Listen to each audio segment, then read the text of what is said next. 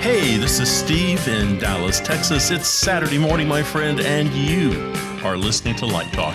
Good morning. This is Stan in Gainesville, Florida. And today on Light Talk, we are discussing that first teaching job, poking holes in your gel. To knot or not to knot. And paperwork, all on Light Talk. And this is David coming to you from the beautiful Belmont Shore neighborhood of Long Beach, California. And if you don't already know, you are listening to Light Talk, and we are the Lumen Brothers. Well, everyone, welcome to episode 177.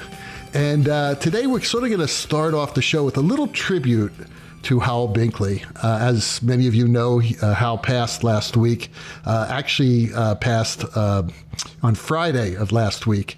And it was a shock to us. We had already recorded the show earlier that week, and we put a little prologue at the top of the show to make the announcement and to give tribute to him. But I think today we just want to talk a little more about what this man meant to our art form.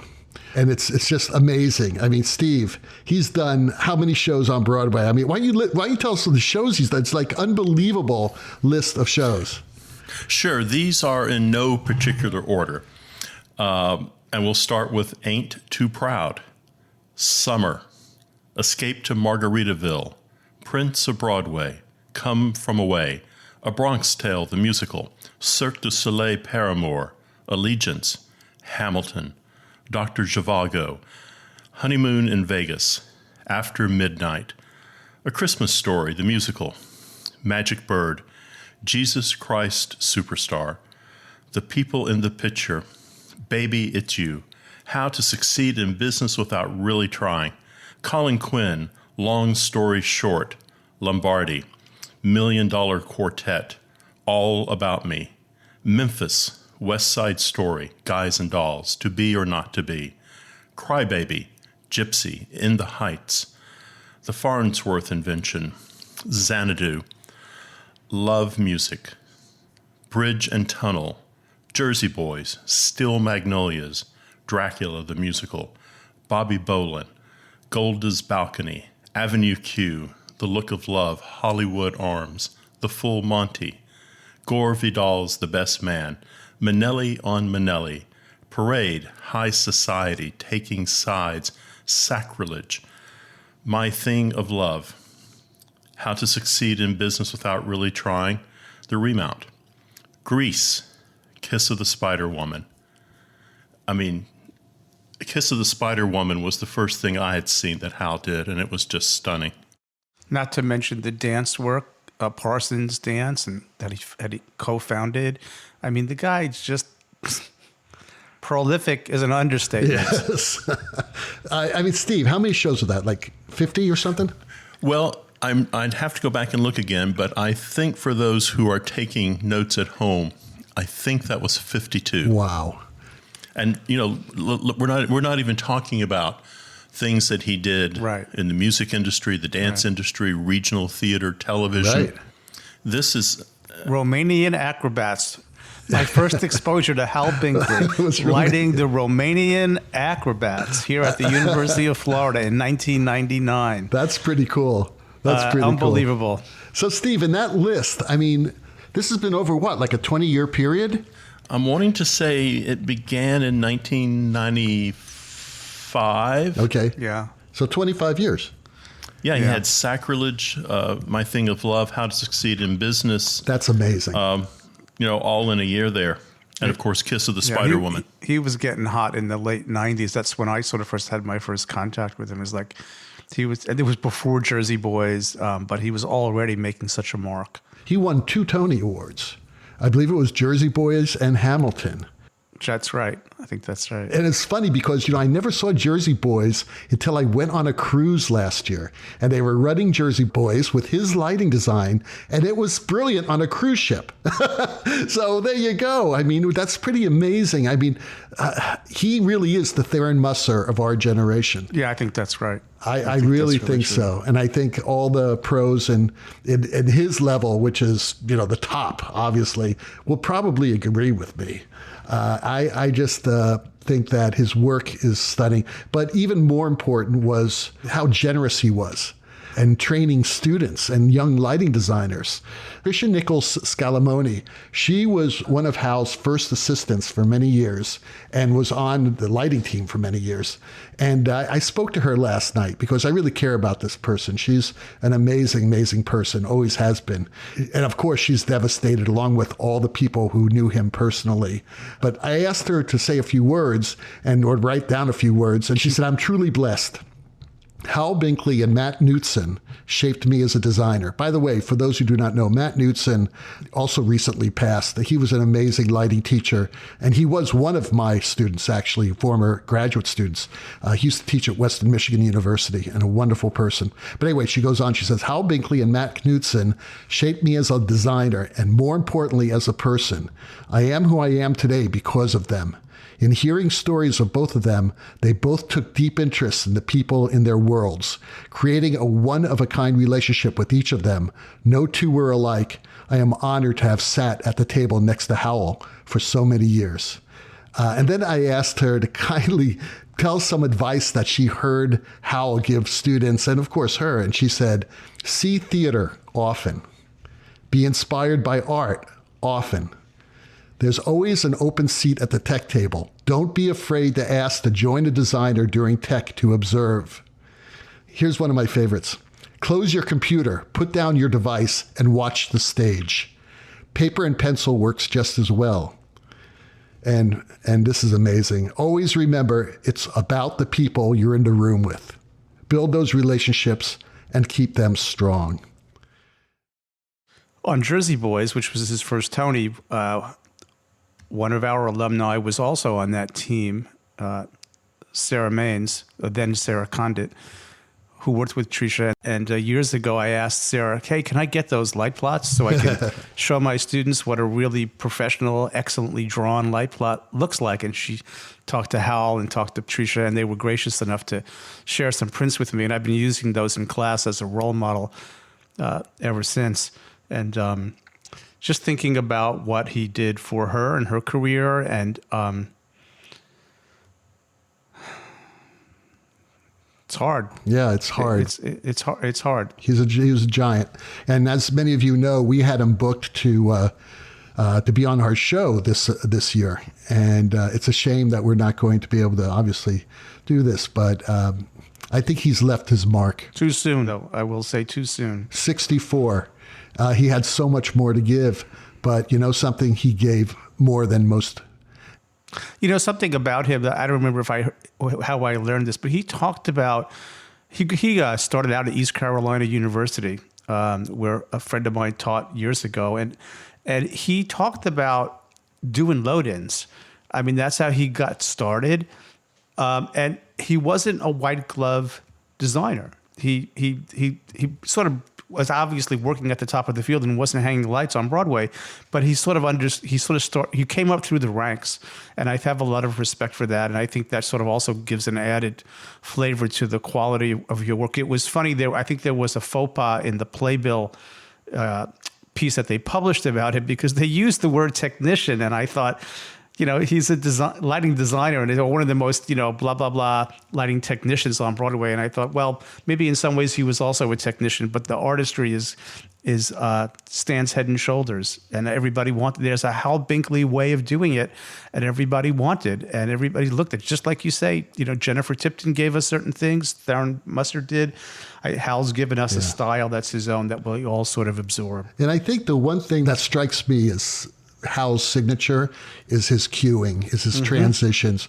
He does transitions like no one else does. Yeah. And they are elaborate and perfect. They're absolutely perfect. I mean, I've never seen such great builds and buttons and things like that. And, and just these multi-layered pull downs and how the space will change shape within a matter of seconds in multifaceted ways.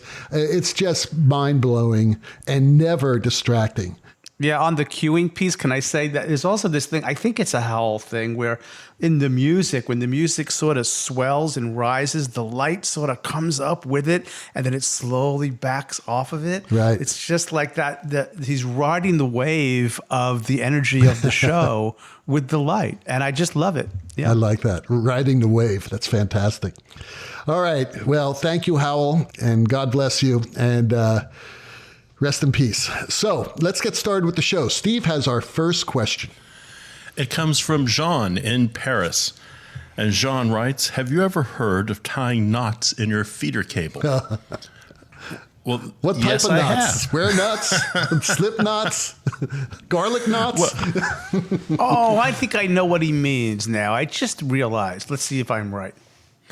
Well, I think what you're referring to, Jean, is something that's done primarily in the film industry. You know, people use sash cord and they tie knots on their feeder cable. Again, you see this old timers in film do it.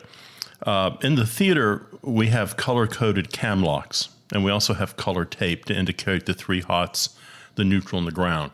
But there was a time before multicolored tape and cam locks. So the clever gaffer used sash cord and knots to label the feeder. So hot 1, which is black, they would tie 2 knots on one end of the feeder. Hot 2, which is red, 1 knot on one side of the feeder. And hot 3, which is blue, there would be no knots on that cable. Neutral white had a knot on either end of the feeder, and ground green, 2 knots on each side of the feeder. So I think that's what you're referring to. That's not what I was thinking, but I just learned something. Is that so they could know in the dark? Why is it in the dark? Turn on the lights if you're working with electricity, damn it. Yeah, make sure you got the right line and there's no lights on. Exactly. I don't know.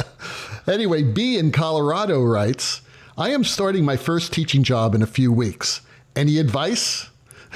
Run away! Get out now! What would you tell your younger self just starting out? Well, I don't even remember my younger self. And my first teaching job was actually at the University of Missouri, Kansas City. I came in for 1 year guest teacher for their graduate program because Joe Appelt was he was the teacher there for many years, and he had to be chair, so they brought someone in, and someone foolishly suggested me to be the teacher, even though I'd never taught before, and I thought it'd be, hey, why not? Let's have some fun, and that's my advice. Let's have some fun. Teaching is a blast. It is you get to make a difference, so you're actually doing something valuable for the community and for the world, and you're helping people realize their dreams. So, okay, it's not that easy. Sounds really romantic the way you put it. I'm being really overly romantic here. But you know something? I've been doing it, I don't know how many years now, about 30 years. It's like crazy. But advice, do not make enemies. Don't get involved in politics. That's very difficult. Don't get involved in politics. Just because Never start a land war in Asia. From The Princess Bride, by the way. Good quote. And I just think that you try to help everybody around you. It's hard, and it's really hard if you have a professional career also, especially if you're a young teacher on tenure track. And I've said this before on the show, you got to make sure you get an agreement with the dean and everybody on board that you're going to continue that, and you figure out a way to balance it with your responsibilities at school, because people can take advantage of it. You just have to really be careful about it. That's the trickiest part. Were there anything that, I think you asked, what would you tell your younger self just starting out? I just had fun. I didn't know what the hell I was doing. I was a rookie, but I just decided to go in there and talk to the students, and of course, make sure you have good lesson plans and try to inspire them to, take the bull by the horns and find out what your passion is and follow it. And like Howell Binkley said, call the designers, show up at the theater and ask if you could sit at the table. It's all they could say is no, and I don't think of any professional designer that I know who wouldn't say, hey, can we get another headset for Diane here? I mean, that's really what it's all about, because these people are good people. They want to give back. So I like the part about what would you tell your younger self just starting out. And I wish, so I'm going to confess that there's something I would tell my younger self now that I think didn't help me when I was a young teacher. I would say, young Stan, don't worry so much about being liked by your students. It's more important to be respected by your students. And I think the mistake that I made, because when you're young, you're not that far away from the age of your students. And there's a tendency to allow for a closeness and an intimacy, which can be good. And intuitively, that feels right. However, when you need some distance, you might not want to acknowledge the fact when you're a young teacher that you are the authority figure. And sometimes if you are too close, too nice, too liked, when you need to sort of invoke some rigor in the training, you might not be able to. So it's easy to become the student's friends after the professional relationship is forged. It's really hard to sort of impose rigor on somebody who you've made your friend. So I wish someone had told me that when I was first starting out. Well, I would say after every class, go to your office and look at your lecture notes and honestly evaluate it. What worked in class today? What didn't work? Why did it not work? And start fixing what you did that day. Don't wait until the end of the school year and then start going, well, I think I'll look at my lesson plan, 30 weeks ago. Address it every day. And if you do that for a couple years, you're going to be pretty solid in what you're presenting. And you're also going to figure out these failures, how to turn them around. The biggest mistake is going to class and you're not really prepared. You think there's going to be an hour of lively discussion and questions. So, if you prepare for 5 minutes of class, that's what you're going to have that day. So you need to come in there, loaded for bear. Boy, I tell you, B, you got some great advice from 3 old teachers here. Listening to my colleagues, it's pretty amazing. But yeah, just listen and stay out of trouble and have fun. Keep in touch with your old teachers and reach out to them. Yeah. There's usefulness there. So Warren in Ohio writes, what is the most enjoyable part of the lighting paperwork process for you, Stan, Steve, and David? None of it. I don't like any of it. I think back to when I had to write my hookup sheets by hand, and I would make the template with a ruler and a protractor, and then I would go to the Mimeo machine and I'd make copies of the blanks, and then I'd fill them in. Who likes that? I didn't care for that, but I do have a favorite, or I do have So, the light plot back in the day when I would do it real lightly in pencil and then come back with ink and make an inked plot so the print would look beautiful. Yeah. But what I really liked as an artist was 2 things. I like going through the script the first time, or the second time. The first time, I just read it. The second time with my pencil and putting in where I think there's cues or mood changes or feelings and sort of kind of sketching it in and then letting my imagination roll with what it might be, because I haven't seen blocking yet or anything like that. And then the other part is later in the process when I have seen rehearsal and the light plot's done and the paperwork's done and maybe hopefully my trusty assistant has done all the mundane stuff that I don't like, and I sit down and I make the magic sheet. Whether it's with my old colored pencils and my little shape template and making little arrows and starting to see what my palette's going to be and what kinds of things I have to work with, that piece. Or if it's now in EOS and I'm doing it electronically, that part is really fun because it's like making the thing. I think David posted Howell's magic sheets, and that got me thinking about that, how they're works of art in themselves. Just to look at them, they're so cool, but then also what they evoke in my imagination, and that sort of seeps in what my lighting design is going to be capable of. So the magic sheet for me is probably really high up there on paperwork process that I enjoy. Well, like I said, I don't like any of it. I mean, I started out doing a lot of paperwork because I was an assistant for many years, and of course it was all done by hand. There's very little that I enjoy because to me it's, other than the light plot and the section, it's not really creative. The light plot and the section is, you're figuring out angles and directions and things like that, and that's really important, obviously, but.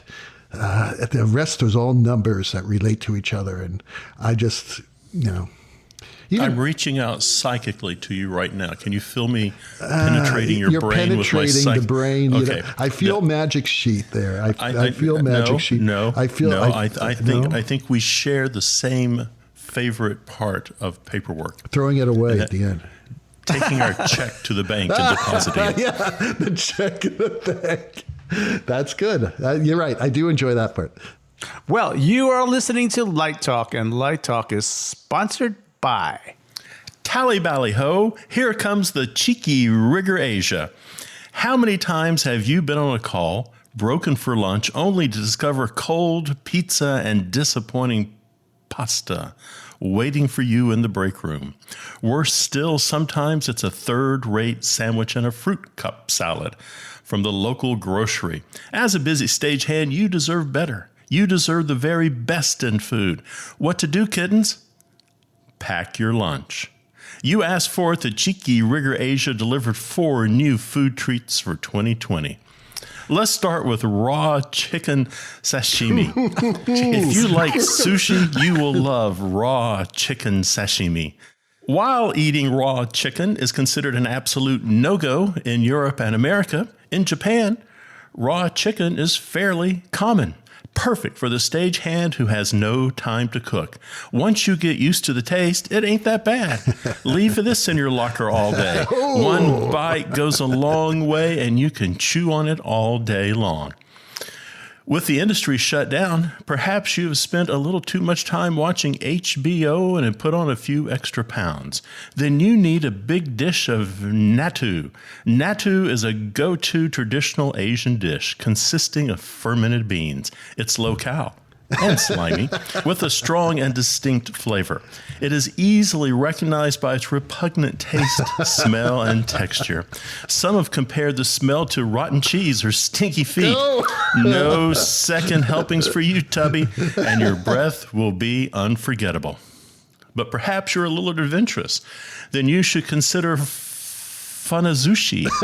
That's right. I'm talking about fermented carp. Carp. Okay, carp. Got it. That's right. I'm talking about fermented carp. Taking more than a year to prepare and ripen. Put that in your mouth and let it melt. Hang on a minute. We can't forget dessert. You can ease that sweet tooth of yours by reaching for a serving of butt pudding. Picture in your mind a scheming little boy who is delighted by mooning people. That's what a bowl of butt pudding looks like. Now you can bring the full moon to the comfort of your own kitchen with this weirdly appetizing vanilla and cinnamon butt pudding. Single serve mold not enough? Ask about our sumo size mold so everyone on the crew can get a mouthful. Your face, pet sweat, the cheeky rigger Asia. We make underwear too. Oh, God. You know, all of that is actual food in Japan. I know. Is butt of pudding those real? Butt pudding. I've had butt pudding. When I was in Japan, I had this. Picture a little mound of vanilla pudding, and then down the middle of it is a little streak of cinnamon. Very nice. So it's nice. It's mooning. Yeah, very nice. That's attractive. I'll have to have it when I get to Japan. So I'm going on the bucket list. So now you've got butt pudding and spotted dick on your list. Right. Okay. Oh, man. Oh, boy. Okay, where's my line? And now back to Light Talk. and now back to Light Talk. Well, the sounds of those crazy ducks tells us that once again it's time for Let's Talk About. And today's Let's Talk About segment is titled Time is Precious. Actually, this comes from a revisit of the great Howell Binkley webinar about Hamilton that I listened to the other day. I highly recommend you checking it out on livedesignonline.com.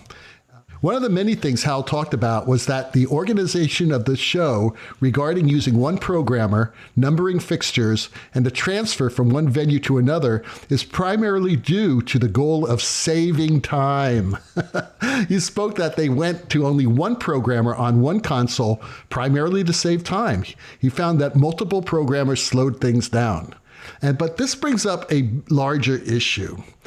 Not many students of lighting design realize that they must be able to work fast and efficiently and make changes over rehearsals. I see too many students just taking notes about changes. The culture of the note. The culture of the note. The note culture. I see too many. I hate it.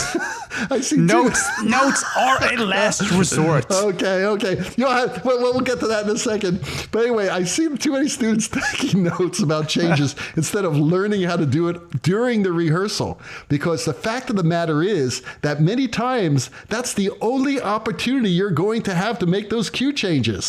Plus, you have the actors on stage reflecting the light, and if you wait until the note session, if you're fortunate enough to have one, you may be just lighting the floor.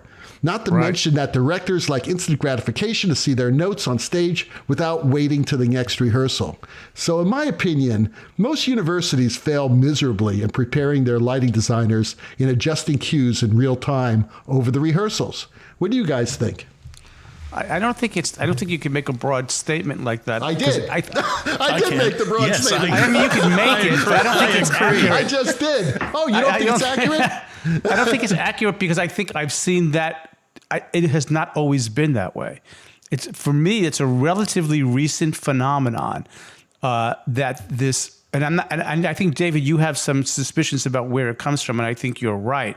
But I think it has not always been that way in academia. I was certainly not taught that, and I've seen it get worse and worse over the last 5 to 7 years. But so it's coming from somewhere else. It's not just the school's the problem. I don't think that's it. So how do you break this problem? I mean, I agree with you. It's gotten worse and worse over the years. I'm going to start saying it over and over again. The note is the last resort, not the first resort. Well, back in the day when they reached for their pad and pencil, you just burn them with a cigarette.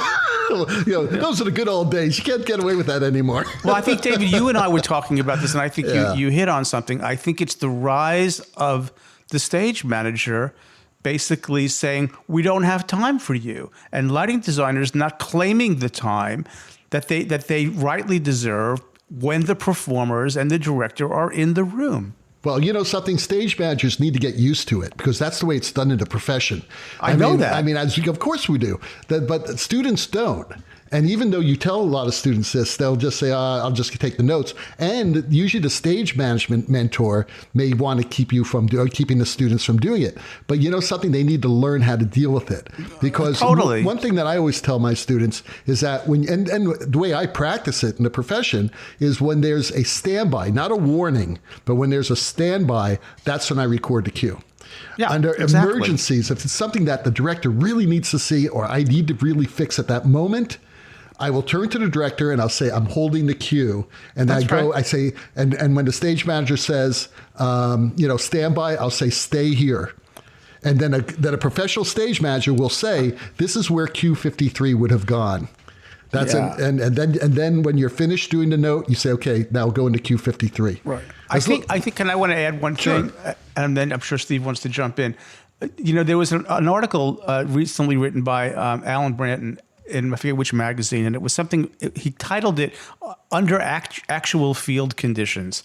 And he hammers home this point. So we do have some responsibility, I think, in the way we train our students, and that he says, you have to make decisions and you have to keep making decisions, and you can't procrastinate the decision making or else you don't move forward. So on our side of the ledger, the stage manager is concerned about getting through the show and moving on. And our students sometimes are just spending way too much time agonizing over a decision. So they need to make a decision and move on. And then if the next night that decision didn't work out, then change that decision.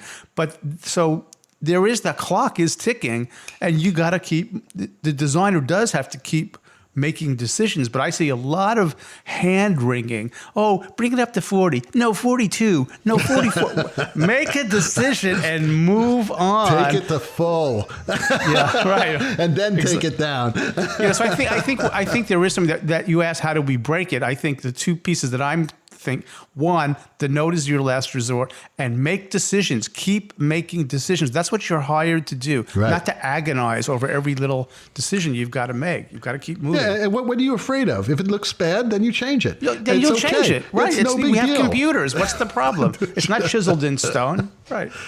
Steve? I think I disagree with both of you. Okay. Of course. All these kind of chest thumping, make a decision stuff, that's fine. But the problem at universities, and that's where it's a problem, is that the designer, the teacher, unless it happens to be a particularly powerful teacher,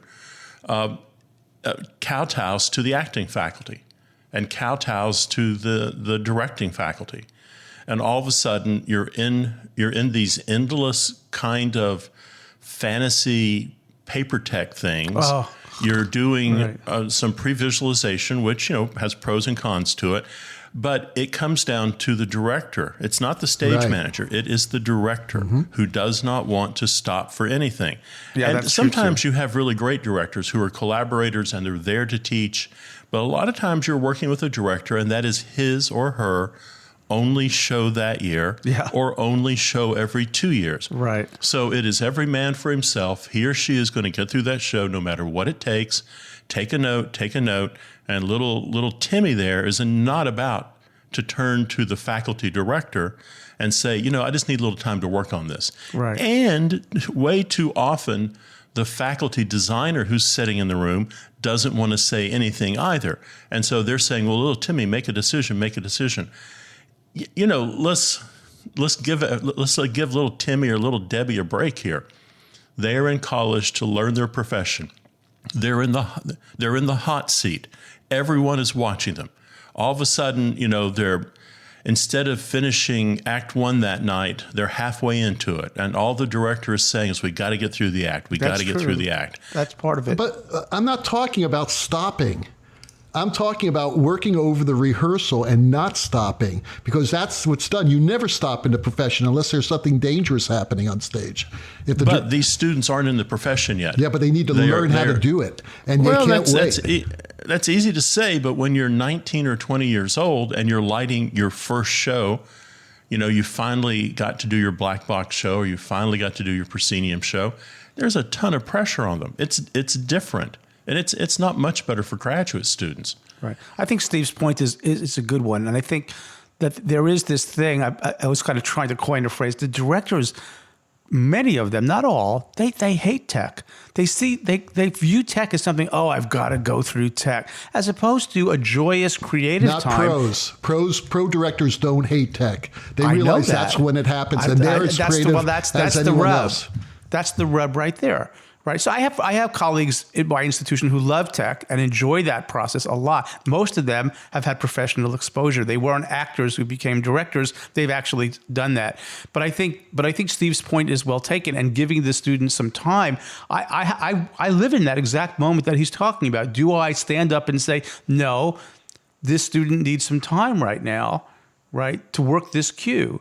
But and I can usually get that if my student has come to the table prepared. Sometimes they're more prepared, and sometimes they're not so prepared. And if they don't come in prepared, then it's a weaker argument. I don't understand why you guys don't understand what I'm saying. I'm saying you don't stop the show. You never stop the rehearsal. You work over the rehearsal. So you never have cue to cues? No, the cue to cues are different. That's different. I'm talking about like over at the first run through after the cue to cue. Yeah, no, we don't stop that. Or over, but I'm never talking about stopping the show. You guys keep on saying that we should never stop the show. I didn't say that. I said you need to work over the show. I'm not disagreeing with that, but the reality of a university is sometimes you have to stop. Of course. Sometimes the programmer can't keep up with the designer. Sometimes the designer is sitting there and programming for himself or herself.